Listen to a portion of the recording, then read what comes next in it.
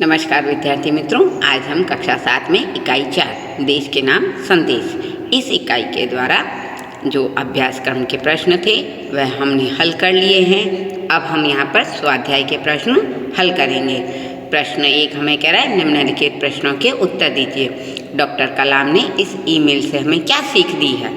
तो डॉक्टर कलाम कहते हैं कि हम सरकार चुनने के लिए मतदान करके निश्चित न हो जाएं। हम ये ना सोचें कि अब हमने सारी जिम्मेदारियां जो सरकार चुनी हैं वो अब हमारी जिम्मेदारियां उठाएगी, हमारे सारे काम सरकार करेगी, हमारे रद्दी कागज़ भी कूड़ेदान में उठाने की तकलीफ़ हमें नहीं करनी है। यहाँ तक कि सामाजिक समस्याओं के बारे में भी हम अपना ही स्वार्थ देखते हैं। बाहर से दहेज का विरोध कर चुपके से दहेज ले लेना ये तो बहुत ही गलत बात है। तो इस प्रकार इस ईमेल द्वारा डॉक्टर कलाम ने हमें एक सच्चे नागरिक के रूप में अपनी जिम्मेदारी निभाने की सीख दी है। प्रश्न 2 हमें पूछ रहा है कि दूसरे देशों और हमारे देश में हम जो व्यवहार करते हैं उसमें क्या अंतर है? तो जब भी हम किसी दूसरे देश में जाते हैं तो हम वहाँ पर उनकी व्यवस्था का आदर करते हैं और उसका पालन भी करते हैं, जबकि हम अपने ही देश में यहाँ की व्यवस्था को अनदेखा करते हैं और नियमों का पालन भी नहीं करते। दूसरे देशों में हम उनके स्वच्छता संबंधी नियमों का पालन करते हैं, गाड़ी भी उन देशों के नियमों के अनुसार ही चलाते हैं। उन देशों में हम कोई भी प्रकार की बेईमानी करने की हिम्मत भी नहीं करते, परंतु हम अपने देश में ना स्वच्छता का ध्यान रखते हैं, ना गाड़ी की गति का, ना ही ईमानदारी का। इस प्रकार दूसरे देशों में और अपने देश में हम जो व्यवहार करते हैं उसमें बहुत ही अंतर है। प्रश्न 3 हमें पूछ रहा है कि दूसरे देशों के लोग स्वच्छता के प्रति कैसे जागरूक हैं? तो दूसरे लोग जो देशों के लोग हैं वे स्वच्छता को बहुत महत्व देते हैं। वे सड़कों पर थूकते नहीं हैं, कागज़ के टुकड़े यहाँ वहाँ नहीं फेंक कर कूड़ेदान में फेंकते हैं, सिगरेट के टुकड़े भी सड़क पर नहीं फेंकते, यहाँ तक कि कुत्ते के मालिक अपने कुत्तों को सड़क गंदी नहीं करने देते हैं और अगर गंदी हो भी जाती है तो वह उन्हें स्वयं साफ करनी पड़ती है। समुद्र तट पर लोग खाली नारियल इधर उधर नहीं डालते हैं, वे अपने रेलवे स्टेशनों को भी साफ सुथरा रखते हैं। इस तरह दूसरे देशों के लोग स्वच्छता के प्रति बहुत ही ज़्यादा जागरूक हैं। प्रश्न 4 हमें पूछ रहा है अपने देश की व्यवस्था हम कैसे सुधार सकते हैं? तो अगर हम एक जिम्मेदार नागरिक बने और अपने देश की व्यवस्था को सुधारना है तो हमें स्वयं उसकी जिम्मेदारी लेनी चाहिए। हमें स्वयं से शुरुआत करनी चाहिए, अपनी जिम्मेदारी हमें दूसरों पर नहीं डालनी चाहिए। अपने यहाँ की व्यवस्था से हम भागे नहीं बल्कि उसे दुरुस्त करने में सरकार को सहयोग देना चाहिए। इस तरह हम अपने सकारात्मक योगदान से ही हम अपने देश की व्यवस्था को सुधार सकते हैं। प्रश्न 2 हमें कह रहा है कि जीवन में सफाई का महत्व समझाते हुए अपने मित्र को पत्र लिखिए। तो इसका पता 9 मानव मंदिर, आशापुरा रोड, नडियाद, 25/9/2013 को यह पत्र लिखा गया था। पत्र अपने मित्र कैलाश को लिखा गया है। प्रिय मित्र कैलाश, नमस्ते। मैं यहाँ कुशलतापूर्वक हूँ, परंतु तुम्हारे यहाँ कई तरह की बीमारियाँ फैलने की खबर जानकर बड़ा दुख हो रहा है।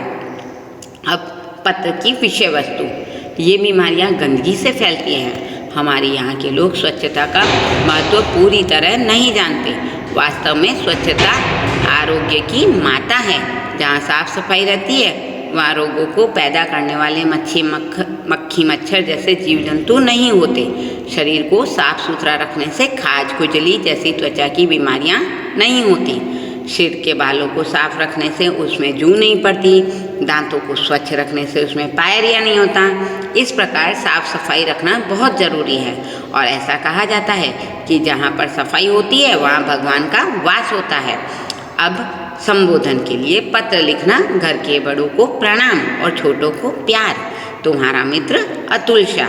तो मित्रों, हमने यह पत्र सफाई व्यवस्था के बारे में, स्वच्छता अभियान के बारे में समझ लिया है। अब अगला प्रश्न हमें कह रहा है निम्नलिखित वाक्यों के काल पहचानिए। मैं क्रिकेट खेलता हूँ, तो यह सामान्य वर्तमान काल है।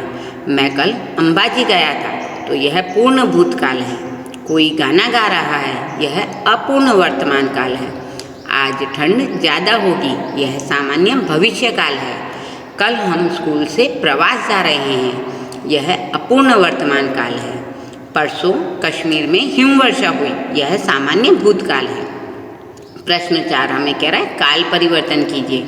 मैं बाजार गया, इसका हमें भविष्य काल बनाना है, तो मैं बाजार जाऊंगा। मंदिर में पूजा होगी, इसका हमें भूतकाल बनाना है, तो मंदिर में पूजा हुई। शिमला में हिमवर्षा हुई, इसका हमें भविष्य काल बनाना है, तो शिमला में हिमवर्षा होगी। मैंने पढ़ाई की, इसे वर्तमान काल में परिवर्तित करना है, तो मैं पढ़ाई करता हूँ। अब अगला प्रश्न हमें कह रहा है निम्नलिखित कहावतों के अर्थ लिखिए। एक म्यान में दो तलवार नहीं समा सकती, तो इसका अर्थ है एक वस्तु के दो समान अधिकारी नहीं हो सकते। दूसरा है खोदा पहाड़ निकला चूहा, यानी इसका अर्थ है बहुत ज़्यादा मेहनत करना और लाभ कम होना। तीसरा है जिसकी लाठी उसकी भैंस, यानी जो शक्तिशाली व्यक्ति होता है उसी की जीत होती है। चौथा है चांद पर थूका मुंह पर गिरा, यानी सज्जन व्यक्ति की बुराई करने से अपना ही नुकसान होता है। पांचवा है छोटा मुंह बड़ी बात, यानी अपनी योग्यता से बढ़कर बात करना। छठा है दूर के ढोल सुहावने, यानी दूर से हर चीज़ अच्छी लगती है।